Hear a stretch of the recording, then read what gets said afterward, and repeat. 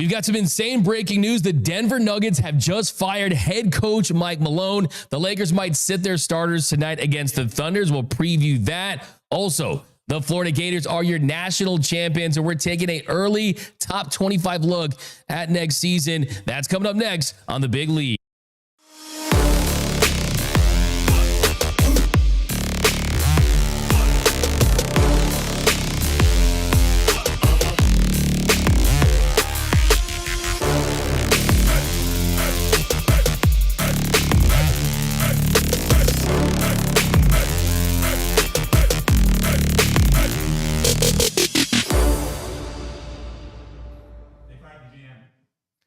What is up, and welcome to the Big Lead Podcast, the hottest stories in sports in less than an hour. My name is Doug McKain. You can follow me on X and Instagram at DMac_LA. If you are new to the channel, first thing you got to do, hit the subscribe button, hit the notification bell, hit the like button. Also, comment Luka Magic down below so you're eligible for our next giveaway. At 2,000 subscribers, we are giving away a Luka Doncic jersey. We have so much to get into.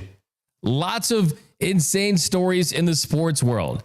It's been a wild year in the association, but it just got wilder because the Denver Nuggets have made two shocking firings, and this coming in the last 15 minutes. The first, reported by Shams Charania. I had to check. I did a triple centel check on this one. I might throw a quadruple centel check on this one, but Shams Charania just now tweeted, breaking: the Denver Nuggets have fired coach Michael Malone, sources tell ESPN. And then just seconds ago, Shams tweeted, full clean out. The Denver Nuggets are also firing general manager Calvin Booth, sources tell ESPN. Michael Malone and Booth out today. So these are absolutely shocking when you consider the fact that, one, the Denver Nuggets are 47-32. They're right up there and competing for the top three seeds in the Western Conference. I think the Rockets are going to run away with that 2 seed most likely, but they're right there for the 3 seed in the Western Conference. But the biggest thing for me is you are just a couple of years removed from winning an NBA championship. You were 1 game away from getting back to the Western Conference Finals last year. You have the best player in the sport in Nikola Jokic on your team with prime years left. The formula with Michael Malone has clearly worked, but something has gone wrong in Denver.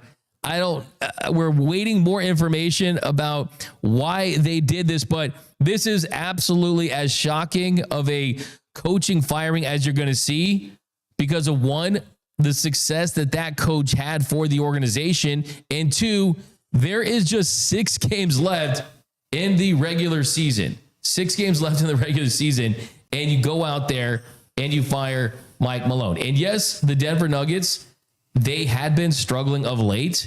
They have fallen into a slump. They had a 4-game losing streak. They did get back on the schneid, and they were able to, they got the Kings tomorrow, but you lost to the Timberwolves at home by 1 point. And an overtime game is one of the best games of the season. Then it's the Spurs you lose to at home, 113-106. You lose to the Warriors on the road, and the Pacers, they come to your house and they beat you, and you give 125 points to that Pacers team. But is there anyone out there that thought that Michael Malone was coaching for his job? Is there anyone out there that thought that at the very least, if this year didn't go as planned for the Nuggets, that maybe you make some significant changes, some rash decisions at the end of the season and not now?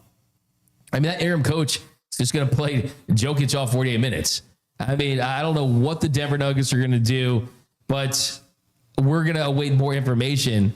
The update from Shams' lead assistant, David Adelman, will serve as the interim head coach for the Nuggets, sources tell ESPN. Adelman is someone who has been in the conversation to take a head coaching job. I think that Adelman has the potential to be a 30-plus year NBA lifer type of head coach, but I mean, this is an absolute shocker.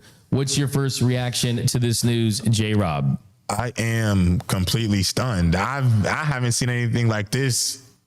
This kind of whatever's in the NBA water where there are just abrupt decisions happening. I mean, there has to be more to this, D-Mac. There has to be some sort of internal struggle. There has to be somebody did not get along with somebody. There had to be a clash of ideals because, I mean, it's not like they're a top 4 seed in the West. It's not a team that was struggling to be above water. So it's like to see Michael Malone be fired. I mean, it's I'm actually like shocked. I don't see I don't know what the point was, like I don't get it. I don't get it. Especially when you're a team that's won a championship and you have a superstar still in his prime. A lot of times those guys, they deserve the opportunity to see if they can flip the switch. A lot of times those guys do flip the switch and they time their season where you're peaking at the right time. Right. And my first reaction when I saw this news was, Calvin Booth, he's trying to save his ass. Right? He's trying to make himself look better. And then it's, no, the organization, they went absolutely scorched earth in this one. So, yeah, this is an absolute stunner. The fans of the Denver Nuggets, I think, are in absolute shock right now because the guy did win a championship. He had a lot of success there. But I think we're going to find out that they clearly think that Adelman could be that guy. And I think that Adelman is someone that he's going to get a head coaching job at some point. So when you got that heir apparent already in your building, sitting on your bench, might as well take full advantage of that. And like a lot of people are saying, did Russell Westbrook ruin another franchise? I feel bad for Russ from that standpoint. But yeah, this is an absolute stunner. Just kind of going through X right now, just listening to what the Denver Nuggets fans are saying. No one can believe this. The timing was just absolutely horrible in this situation. And this is an absolute shocker for NBA fans. And I think the interesting thing, and look, this is the Big Lead podcast, but it's almost like an unofficial Lakers podcast. Yeah.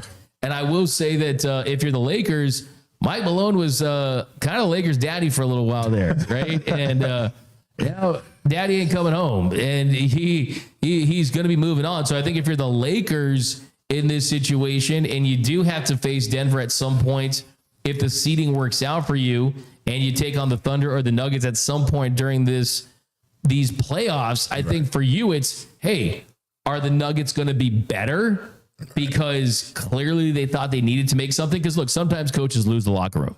Sometimes GMs lose the confidence of their roster. So I think this could either jumpstart the Nuggets and maybe it'll be a breath of fresh air for them. Because Mike Malone's a big personality. When I think of Mike Malone, kind of my memory of him is going to be at that championship parade, looking like he's a 40-year-old trying to dress like a 20-year-old, had this chain on. He was like, all right, guys, he's all tossed. Like, all right, 1, 2, 3, family. We're all family. That's kind of how I think of Mike Malone. Yeah. But I think that this either hurts or helps the Nuggets.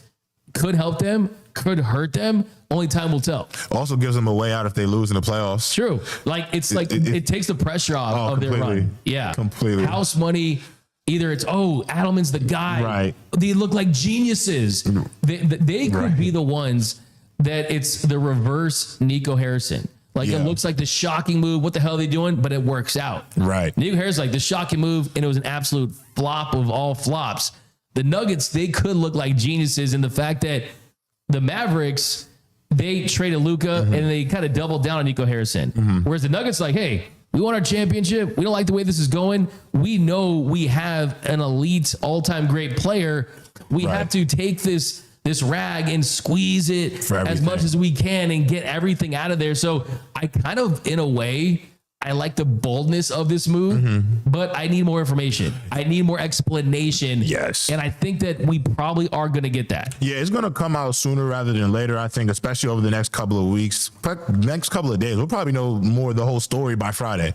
My only concern is if this doesn't have to do with like something internal and they feel like the coaching of Mike Malone was flawed or didn't work, then I am still a bit confused because he was able to coach this team to a top 4 seed And I'll admit, this is not the same Nuggets team that we've seen over last year. They're not really great defensively. They lack the level of high quality wings. Asking Michael Porter to be a defender isn't great. You're asking Russ and Jamal Murray to do things that they're not really in them. You want Jamal Murray to be your flamethrower, playmaker, scorer. You have Jokic to do what he does. But the other pieces around those two, I do feel like weren't great. But I wouldn't blame Mike Malone for that, just from the standpoint of he's the guy coaching the team. He's coaching through some of these flaws. And so it's like, this to me, D-Mac, there's just no way you could tell me that this is not a beef between front office and head coaching structure. I just can't see it being any other way. 100%. I think you're on the money with that, just because of how abrupt this was. Yeah. And they knew that the pushback of this was going to be, this is ridiculous timing. This is a head coach that had won a championship. And this is a Nuggets organization that looked like they're one of the more stable organizations, because you got that foundation in Jokic and you got Jamal Murray. You have a history of overperforming in the playoffs. So that's why this is a starter. And look, to me, I mean, this is kind of one of those where you almost wonder, did he even see the writing of the wall? Did he even know this was coming? I mean, with these losses piling up towards the end of the season, is this a situation where he could kind of feel the vibes of the front office? Because I'm guessing no, because he's probably answering to Booth, right? And Booth probably had no intention of firing him, because both those dudes got straight up fired. I mean, this feels like, it does feel like Goodfellas, and he's Tommy DeVito, and he thinks that he's going to be made a made man, and then he shows up and then he sees an empty room and they pop him, right? It was just completely out of nowhere, out of the blue. So this is definitely shocking. We'll see what happens. I do think that if I'm a Nuggets fan, the only thing I'm holding on to in this situation is still have the best player in the sport. And you do have a guy that, from an interim coach standpoint, has a chance to realize that potential. I mean, that is the case. And just looking for the Lakers standpoint, I mean, the Grizzlies, they fire Taylor Jenkins. Mike Malone gets fired. Mike Brown. The Rockets, a lot of youth, a lot of inexperience. You're really afraid of the Clippers with Grandpa Kawhi Leonard needs. And James Harden. I mean, I think that the Lakers are in a pretty good spot. Everything's kind of gearing towards them. But any more information on this, we'll kind of hit it later on the show. But let's talk about the national championship game last night. We got to talk about what was an epic national championship game. It was a very close, tightly played game. Houston led essentially the entire game. Houston, they were up by 12 in the first half. You were playing suffocating defense. You were making your threes. It really felt like they were going to win comfortably at the end of this one, but that wasn't the case. Houston, at the end of this one, they just could not generate enough offense. They could not score. And Florida, they capitalized. They made the big shots. Clayton Jr., they had stifled him all game long. Then he comes alive. And then all of a sudden, the Florida Gators get a massive stop there in the last possession of the game, and they win the national championship.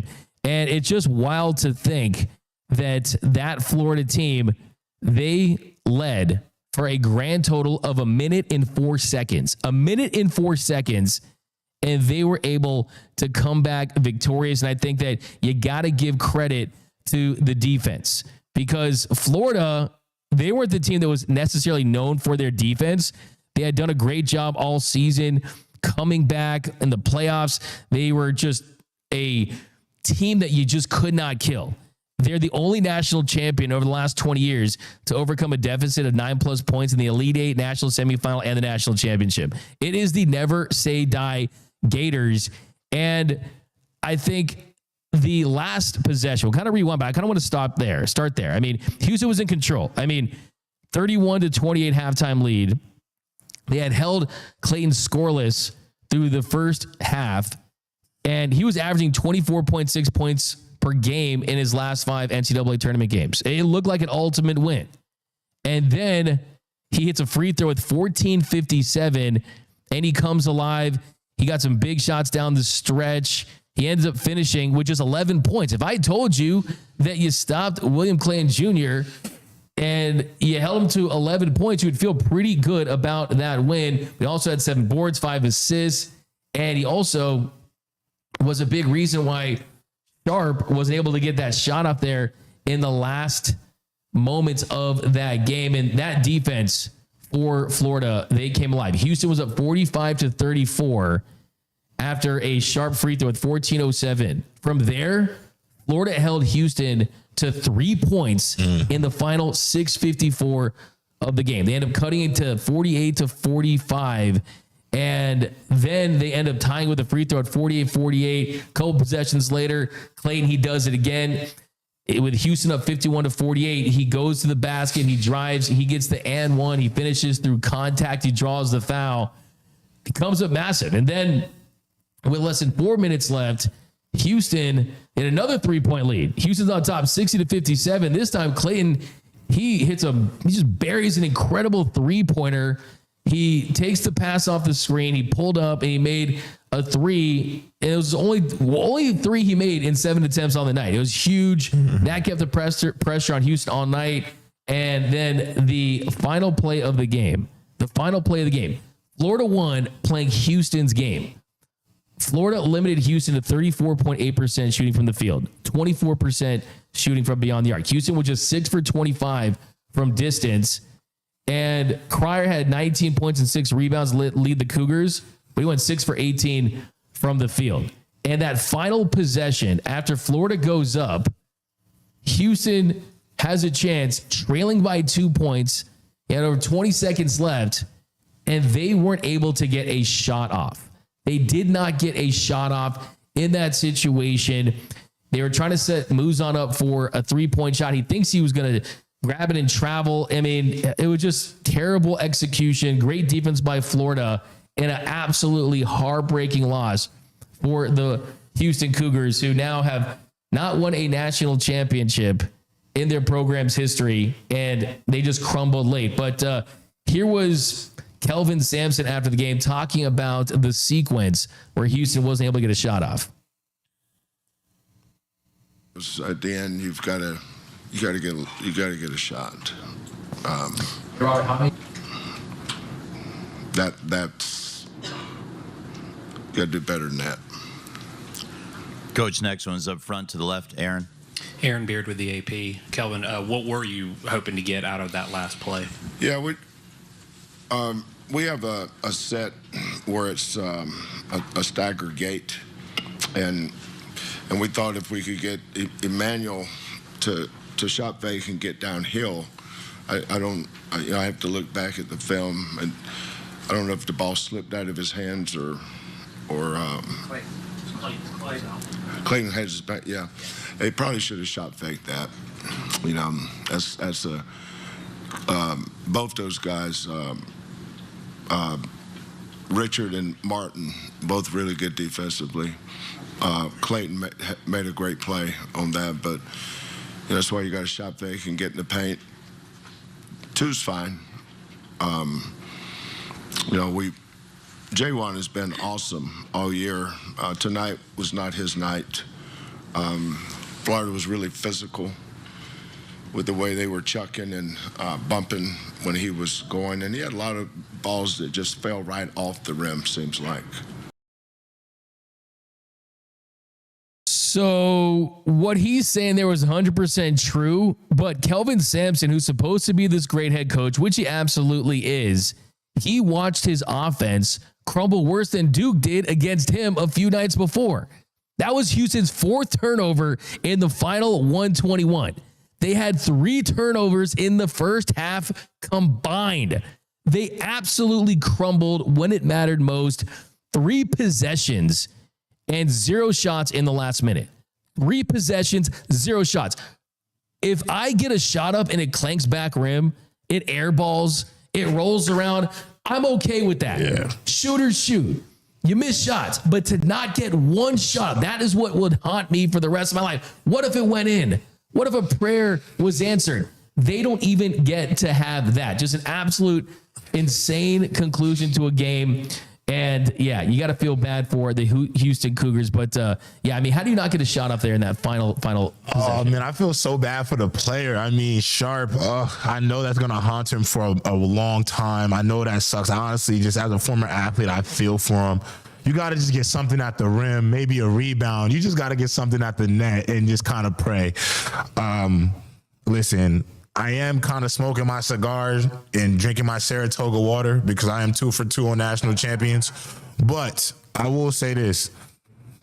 Houston letting go of the rope like that. I mean, D-Mac, we talked about that defense. They got after Florida to start the game. I really thought it was going to be an eventual rout, but this is a lot like the Duke-Houston game. You linger, you let a team linger and linger and linger, and then, like I said yesterday, right. You got to put the nail in the coffin. If you don't put the nail in the coffin, then they're not dead yet. Florida's wobbling. And you just needed to throw a little haymaker, and then you had gotten the knockout blow. But what really stuns me is Walter Clayton Jr., his resilience, having a bad game, not scoring, not just the points that he scored there late, but if you go back and watch the replay, Sharp was open, wide open.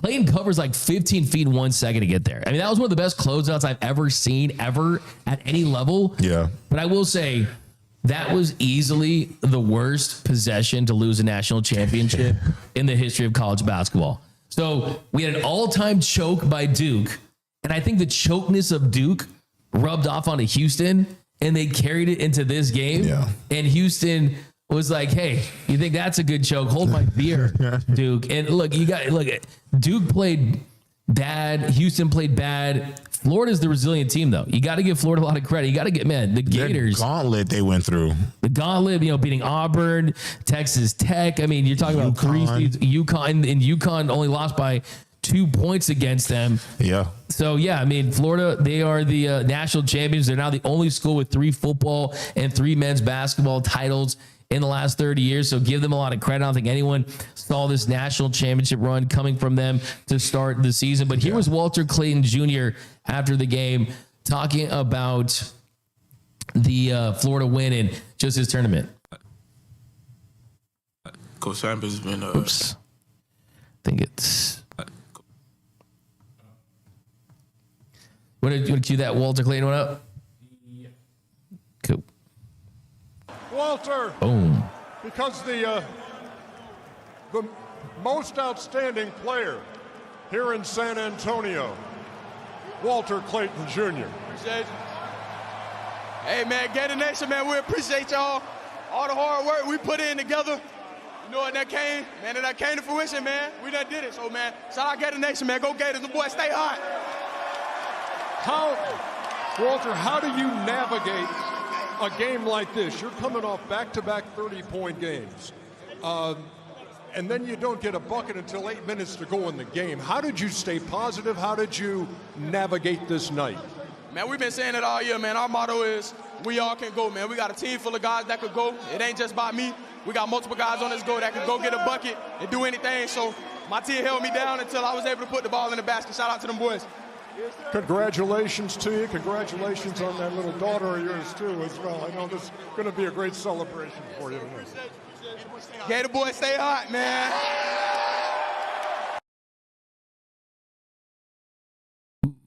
Hello. Gator boys stay hot. So, and then here was some more post-game reaction from Juwan. Coach Sam has been everything to me. From Coach Sampson down to grandkids, everybody played a part in me being here for 6 years. And I wanted it so bad for him, so bad. And it hurts, because I can't do it next year. I can't put myself in position to do it next year. This will be my last time wearing my jersey, and I feel terrible. I told the younger guys, to the returners, to remember this feeling. So when you in this moment again, or you're in this situation again, you'll be on top. Man, the pain in his eyes. I mean, you know how badly they wanted it for their guy. I mean, that just hurts. I mean, when you see college players lose, I think it just even hits way more different than pro players, because a guy like that's not going to be back. And he even said he's going to kind of tell the young guys to remember this feeling. And hopefully Houston can get over the hump. But they had a great opportunity. And yeah, the refs, it did become the ref show a little bit after that technical foul. 11 calls against the Cougars and just one against the Gators. I did think that, you got to give Florida a lot of credit. They made the shots. Now, early top 25. We're going to go through super quick. It's from ESPN. They got Houston as the preseason top 25. Milos Uzan, he's going to probably turn pro. But that is a team that they develops. They're actually bringing in one of the best recruiting classes in the country. You got Sharp back, you got Tugler back. And the thing about that Houston team is, as good as they were, there were no first round projected guys. So I want to see what Houston looks like with a elite recruit. You got Kingston Flemings. He's the number 20 recruit in ESPN's top 100. You got Isaiah Harwell, number 13, ESPN's top 100. Emmanuel Sharp is back. Joseph Tugler's back. And then you're getting Chris Senek Jr., number 6. So that's 3 top 20 recruits for Houston. I think they're going nowhere. I think they're going to be competing for years to come. Then 2, you got Purdue. We'll see if they can get over the hump. You got Braden Smith back. You got Trey Kaufman Rain, a 20-point per game scorer. We'll see if they can make it happen. Now, this is an interesting entry. Louisville at number 3. So you got Louisville coming in at number 3. We haven't seen them as one of the game's elites for quite some time, but you had a big offseason. You've landed recruits. You've got the number 8 recruit coming in, and Mikael Brown Jr. You got guys returning. Then 4, you got your UConn Huskies in the mix. You got the Braylon Mullins, the 14th overall recruit heading in. You got guys coming back. What's your outlook for UConn in 2025 and beyond? I mean, it's business as usual. Championship or bust every year. I think right now the UConn Huskies are like the Lakers of college basketball. I mean, we are expected to go to championships on the men's and women's side. I think Dan Hurley's going to reload. He did mention that some guys are going to transfer, but I also think some guys are going to come in. The reality is UConn is a program that does turn players into pros. Even our second round draft picks last year from the UConn team, they're playing right now. And so it's just a matter of time before, we get back to glory. I feel like I like the class that we're going to bring in. I do like the recruits we have in our recruiting class, but I love our coach the most. And I do feel like in the Big East Conference where we dominate, I think we'll be back on the rise. You're going to go through a little bit of fatigue. You're going to go through a down year. Winning 3 national championships back to back to back. I mean, that's a tall task. And you know how this goes, D-Mac. You're going to go through some championship fatigue. There is a bit of a decompression after you win multiple times. So I feel like for UConn going out in the second round, I think there's an added level of motivation going into this season. And I think those guys that decided to stay at UConn who didn't enter the portal or enter the draft, I think there's a huge chip on a lot of those guys' shoulder because I think they feel like they fell short this year, especially with some of those guys having been on that national championship team from 2 years ago. Absolutely. And that's kind of the culture you build where everyone wants a taste of it. I mean, you see Paige Becker, she didn't want to end her career in UConn without having a national championship. I think Demery Jr., the Georgia transfer, is the most interesting guy that's coming into their system. And of course, you got Mullins. You got Michigan at 5. You've got Kentucky at 6. Of course, Kentucky, they always have a lot of talent. You got Jasper Johnson coming in, number 17 overall recruit. Arkansas at 7. Duke at 8. So Duke... look, Cooper Flagg is not going to stay. I think there's a 0% chance. I was talking about Noel about this yesterday. I mean, the number 1 draft pick gets $60 million to finish number 1 in the draft. If he came back, it'd be one of the worst decisions anyone's ever made. I don't care if you can cut down, because the truth is the odds of you cutting down the nets are not likely, right? I mean, that's just how it is. You got to go against the odds. Even if you're the favorite, I mean, you're probably going to lose. And if you're coming back just for that, suffer a big injury, wouldn't make a lot of sense. This year's getting like $5 million, $6 million NIL, things like that. That pales in comparison to $60 million that he'll get as the number 1 draft pick. But you got Cameron Boozer coming in. You got Kamenia, the number 21 overall prospect. You got Caden Boozer. You got Foster, Malik Brown. So there could be a top 10 team. I don't see them going back to the national championship game. St. John's coming in at number 9. Then UCLA at number 10. Honestly, I think it's high for UCLA. As a proud UCLA alum, I actually disagree. I think it should be like in the 20s, just because you have Donovan Dent, who was the top point guard transfer. He was a 5-star. The Bruins gave him $3+ million in NIL. 20 point per game score at New Mexico. He got Sky Clark back. Trent Perry's an All-American, a Harvard Westlake guy that is developing for sure. Eric Daly Jr., Tyler Bilodeau, guys that can score, not great defenders. I would agree with UCLA being at number 10 had they retained Adai Mara. Things just didn't work out. Adai Mara was committed to UCLA, then he went to Spain. Everything changed. I'm hearing that he ends up at Michigan. That's we'll see if that happens. If that does, that's what I'm hearing. I'm not seeing anything on the internet either. Alabama at 11, Auburn at 12, Iowa State at 13, 14, Wisconsin, 15, Kansas, 16, BYU, 17, Arizona, 18, Michigan State, 19 is the Florida Gators. So Gators got their championship. They're good. They're losing Walter Clayton Jr., who we'll see where he gets picked. I mean, I've seen him mocked anywhere from 20 to the 30 range. I think this year, of course, no one raised their stock more in the last couple games than him. Gonzaga at 20, Tennessee at 21, Texas Tech at 22, Ohio State at 23, Texas at 24, and then the North Carolina Tar Heels at 25. So we'll see what's happening in North Carolina. I know that being the 25th team in the country and going out when they did is not good enough for North Carolina. I'm excited to see what Caleb Wilson, number 7 recruit in the country, looks like. Derek Dixon, the number 52 recruit in the country. You got Seth Trimble coming back, averaged over 11 points last season. Jonathan Powell's back and Henry Vassar's back. But yeah, we'll see. And actually, Vassar's actually the transfer from Arizona is going there. So that'll be interesting to see. But that's your early top 25. I think we'll just skip to the Lee and Lith stuff because we got the other show after this one. So let's talk about Suni Lee was at the Knicks game. And yeah, I mean, you saw this go viral. She was sitting courtside. OG Anunoby was doing things that we've never seen, dribbling like we've never seen, 360 dunking like we've never seen. And OG Anunoby is a good player, but he had a baddie sitting courtside. He took his game to another level. Let's play that clip.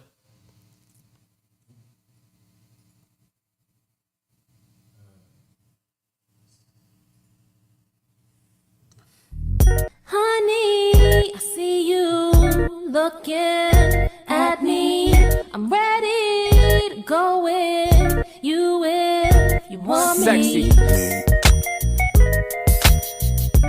promise I ain't gonna hold out, nigga. I'm gonna give it all to you, baby. Swear to God.